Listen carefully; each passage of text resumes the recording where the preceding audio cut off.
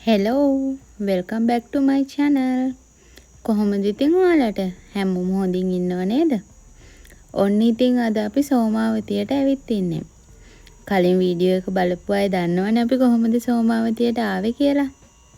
ඉතින් ඔන්න බලන්නකෝ අද අපි සෝමාවතියට ඇවිල්ලා මොනවද කරන්න කියලා.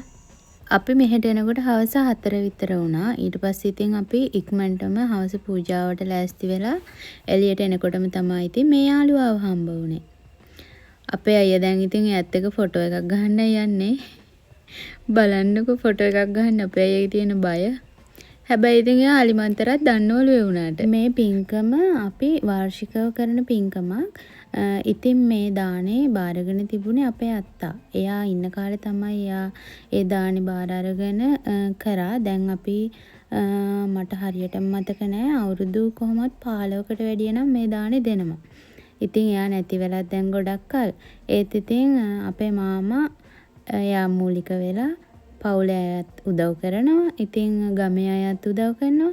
ඒ හැමෝගෙම උදව්වෙන් අදටත් අපි අත්තටත් පින් දීලා උදව් කරන හැමෝටමත් පින් දීලා මේ දාන වේල කරගෙන යනවා. පූජාවට තව ටික වෙලාවක් තියෙන නිසා අපි ඉතින් පන්සල් බලන්න කියලා ආවා. මෙයාට ඉතින් අර ඉස්සරහා පොකුණ ළඟට යන්න ඕනලු. දැන් ඉතින් අපි මේ පොකුණ බලන්න තමයි යන්නේ. අරහෙට යන්නේ පෙරහැරෙන. යන්න.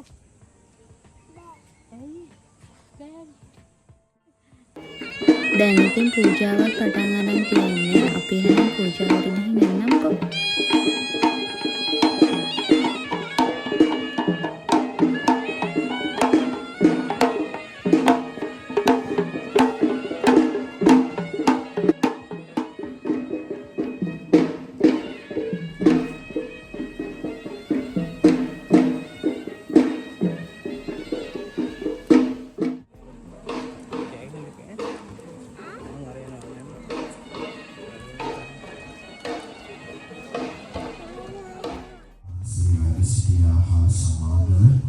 සිව්පසයෙන් අපෝපස්ථාන කරනවා හා සමානව බුදුරසින් බබලන සීතින් බුදුරශි මාලාව දැක බලා ගැනීමට හැකියාව තිබෙන දේවපුරුණින මේ සත්‍යන්ත ඇලුම් පවාවතින පුදන ආරක්ෂා කරන මේ මහා සය අපේසන වේලා විතර මේ මහා සයයි අතර පිළිවිසි ශබ්ද ගාඨන ශබ්ද පවා ඇසෙන බුදුරුවන් මැවුන මහරහතන් වහන්සේලා 69 පාදේ ස්පර්ශ වන විශ්වයේ මහා බල සම්පන්නක විරාජමානෝ මේ කලාවේ පිටික විතරයි තියෙන්නේ.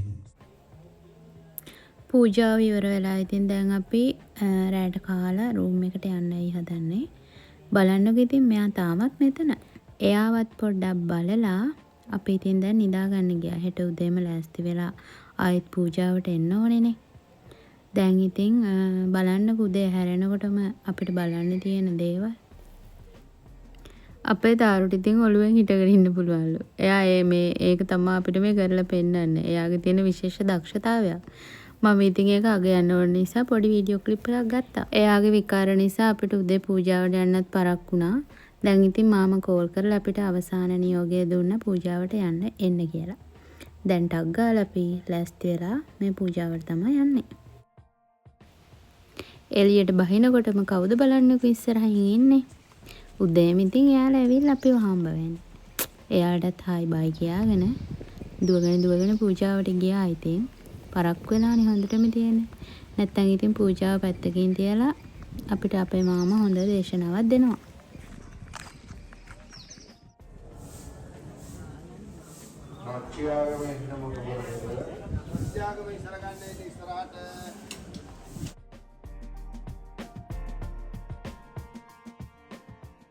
එදාට පූජාව බාර අරන් තියෙන අයට මෙතනින් නම් කතා කරලා පූජාව අතට දෙනවා. අපිත් ඉතින් පූජාව ගන්න ගියා. ගිහිල්ලා දැන් ඉතින් මේ අපේ කට්ටිය පූජාව අරගෙන එළියට එනවා. මේ ඉන්නේ ඉතින් එදා පූජාවට අපේ ගමෙන් ගියපු කට්ටිය තමයි. අපි ඉතින් දැන් පූජාව හැමෝටම අත ගස්සලා අද දවසේ උදේ කිරි ආහාර පූජාව කරන්න තමයි මේ හදන්නේ.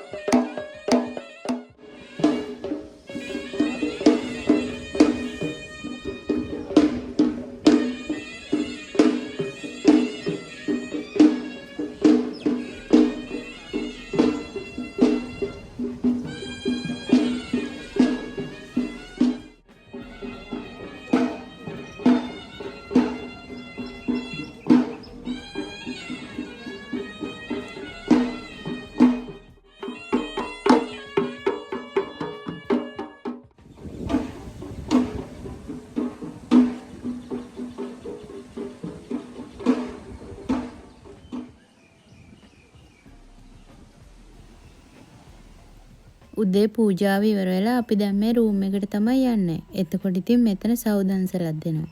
අපි ඉතින් එතනින් සව් එකකුත් බිව්වා. මේ ඉන්නේ ඒගොල්ලෝ. ඉතින් ඔයාලත් වීඩියෝ එක බලනවා නම් කමෙන්ට් එකක් දාන්න. සව් එක බීලා ඉවර වෙනකොටම ඉතින් මාමා අපිට කෝල් කරලා එන්න කිව්වා. ඊළඟට ඉතින් අපේ කප්රුක් පූජාව තියෙන්නේ කියලා. අපි ඉතින් දැන් ඉක්මනින් එතෙන්ට ගියා. අපේ කට්ටියත් ටිකයිනේ හිටියේ. කප්රුක සම්පූර්ණයෙන් දිගාරින්න ගොඩාක් කට්ටිය ඕන. ඊට පස්සේ ඉතින් අපි ගිහින් කප්රුක සම්පූර්ණයෙන් දිග අරගෙන දැන් කප්රුක පූජාවත් ඉතින් කරනවා.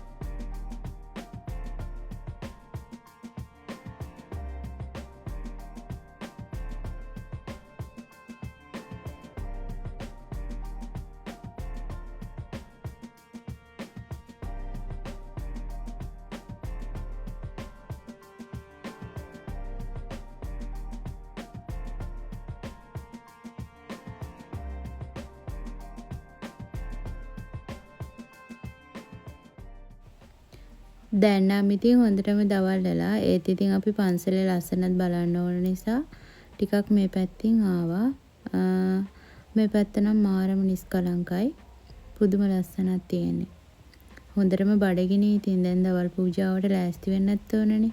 ඒත් ඉතින් අපි බුදුගේ ඇතුළට පොඩ්ඩක් ආවා. මාරම නිස්කලංක පරිසරයක් තියෙන්නේ. කොච්චර හිටියත් එපා වෙන්නේ. මෙතෙන්ට ඇවිල්ලා විනාඩි 5ක් ඉඳගෙන හිටියත් හිත මාරම විදිහට නිවෙනවා. දවල් පූජාවට ලෑස්ති වෙන්න ඉතින් අපිට ලොකු වෙලාවක් නැති නිසා අපි ඒ ටිකත් ඇවිදගෙන ඉක්මනින්ම ආවා. ඒ එනකොටත් ඉතින් මෙන්න අපේ යාළුවා තාමත් ඉන්නවා. එයා අපිව දාලා යන්නෙම නැහැ.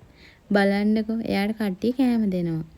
එයා ඉතින් ඒව කකා මෙතෙන්ට වෙලා ඉන්නවා. කැලේ ඇතුළට යන්නෙම නැද්ද මන් දන්නේ. අපි නම් ගියපු මුළු දවසම එයාමද වෙන කෙනෙක්ද දන්නේ. අපි පූජාව කරලා ඉවර වෙලා එනකොටත් එතනම ඉන්නවා.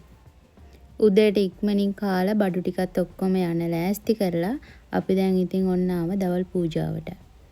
දැන් ඉතින් පූජාව පටන් ගන්න තමයි මේ හදන්නේ.